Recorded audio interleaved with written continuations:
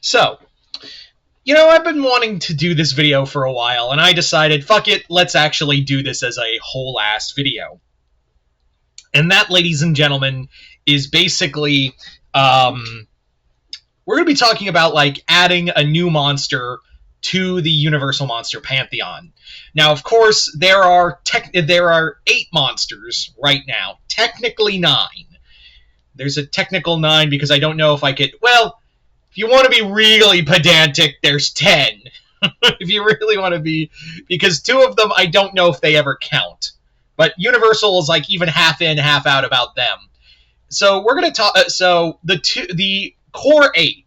The core 8 monsters are, of course, Dracula, the Frankenstein monster, the Bride of Frankenstein, the Wolfman, the Mummy, particularly Emotep, the Creature from the Black Lagoon, the Wolfman, the Phantom of the Opera, and yeah, and the Invisible Man. Almost forgot the Invisible Man. Oh my god. But yeah, so those are our core 8. Those are the core 8 of the Universal monsters. Now, the other 2 that are kind of half in, half out, and it's kind of weird, and even I think it's kind of weird to have 2 of them there, is the Hunchback of Notre Dame, Quasimodo. I find it weird because the whole point of him is that he's not a monster. I know, that was Universal Studios' first big, foray into doing a quote-unquote horror movie. But Quasimodo is never meant to be a monster. That's the whole point of him. And yes, I know it's to also celebrate, to celebrate Lon Chaney as an actor. But you could easily do that with Phantom of the Opera, which, by the way, just real quick, I'm glad Universal Studios is pivoting back to Lon Chaney's Phantom rather than using Claude Rains' Phantom. Not to say anything bad about Claude Rains' Phantom. It's not a good movie. He's a great Phantom. But that movie is not... It's more of a opera piece than anything else. Where was I going? Oh, yeah. And the other monster being the Metalunan from This Island Earth. And I know, that one's kind of, to showcase, Universal Studios, sci-fi era, 50s sci-fi atomic era. But if I'm being honest, I just kind of feel like that monster is just... It's a cool design. The Metalunan is a very cool design. Same as the Mole People. But they're not really in the movies they're represented in a lot. They're really not in the movies. So I never really counted them either. And it also feels weird to have those in there. So without further ado, let's talk about the monsters that I feel like should be in the movie. They feel like they would probably work better to be part of the Universal Monster Pantheon. So there are 2 in mind. And what counts... Let's actually, before we go any further, let's talk about what could count as a Universal monster in the for the Pantheon. I think some of the criteria, it needs to be from literature. A lot of these monsters come from literature and folklore. God, I can't talk. Yeah, of course, Dracula, Frankenstein, Invisible Man, Phantom of the Opera. They all come from in public domain books. And that was the core of it, is that they are literary monsters given new life through this. Then you have, the original monsters, who even, the Bride is kind of mentioned in the book. In the original novel, there is a female monster that that Victor Frankenstein tries to make, but he just is I hate the idea of, having these monsters breed, so I'm just not going to do it. So technically that monster, there is a Bride as well. Now, the other 3, the other 3 monsters, Wolfman, Mummy, and Creature from the Black Lagoon, are all based off of lore and folklore, and even stories of their own. So, but Universal has a tighter grip on those 3. Not to say you can't do, just to let everyone know, you can technically do stories about a werewolf, a mummy, and a creature from a swamp-like creature. I just want to remind everyone, you just can't do those. You can make them your own, you just can't call them Emotep, the Gill Man, or Larry Talbot. You're good either way. Also, don't use the likenesses of those monsters. So, I feel like, getting back on topic once again, I really do feel like it is time to have another monster join the Pantheon. And I always leave this question up to you, of what other monsters should join the Universal Monster Pantheon. Now, there are two candidates I really do feel like work. One of whom is kind of already on the outside, and he's kind of inking his way in. I think this guy is going to replace...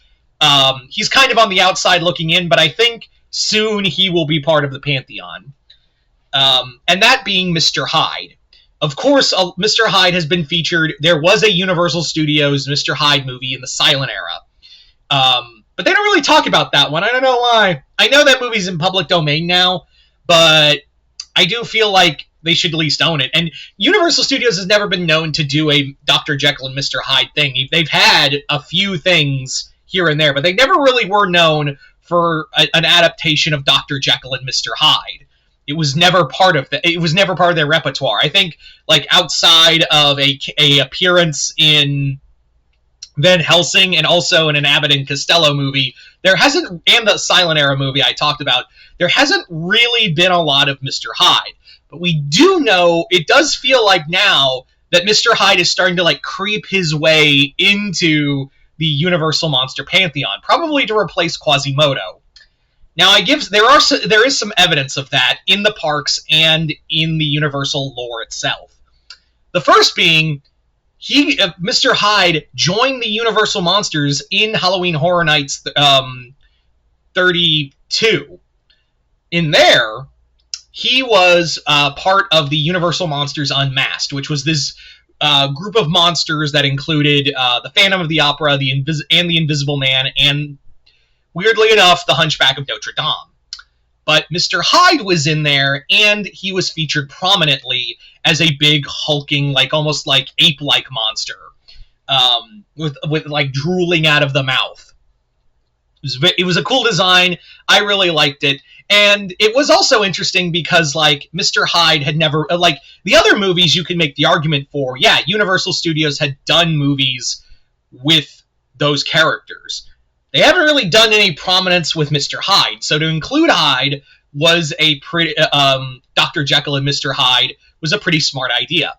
On top of that, recently, and we now turn to Dark Universe, there is actually, in the land of Darkmoor, there is a little Easter egg of Dr. Jekyll and Mr. Hyde. They have their own little apothecary that you can listen to dialogue of Jekyll arguing with Hyde, and can even, as a added note, you can get a drink from there. You can say, like, Dr. Jekyll told me to come here to the Burning Blade Tavern, they give you a special drink. Woo. But yeah, it's kind of evident that like, Mr. Hyde... And again, this also plays in the Universal's favor because the story of Dr. Jekyll and Mr. Hyde is a in-public domain story. And a lot of the monsters are in public domain, so they can really do anything. I really do think they are kind of like slowly pushing Mr. Hyde into the Pantheon, just kind of, even though he never really had a classic... he was never considered part of the classic movie monsters. But I think he makes the most sense. It's a character who has literary connections. It's a monster who has had a shit ton of adaptations throughout. There's a lot to him. And again, they could easily use him in a lot of different capacities. So if anyone has a shot here to be a new Universal monster, it's Mr. Hyde. But I'm going to make the case for another monster that I think could easily work as joining the Universal Monster Pantheon, that being the Headless Horseman. Now, the only monster of... Like I said, the Universal monsters, a majority of them are based off of literature, but a lot of them are based off of European literature. There's really only one who's not really based off of British literature, or British and European literature on a whole. That being H.G. Wells' The Invisible Man. So, to have Another monster from American folklore, I think would be kind of cool. And again, the Headless Horseman works on a lot of levels. He's a character who represents, this classic terror. He's also like from a dark, gothic, atmospheric story. And a lot of these monsters, if you can tell already, these monsters come from dark and atmospheric backgrounds. And yeah, the deep forests of colonial post-colonial era America, it gets pretty atmospheric there. So to have the Headless Horseman, I think he really does fit. He has that kind of gothic architecture and gothic design to him. He has a very striking visage, head not included.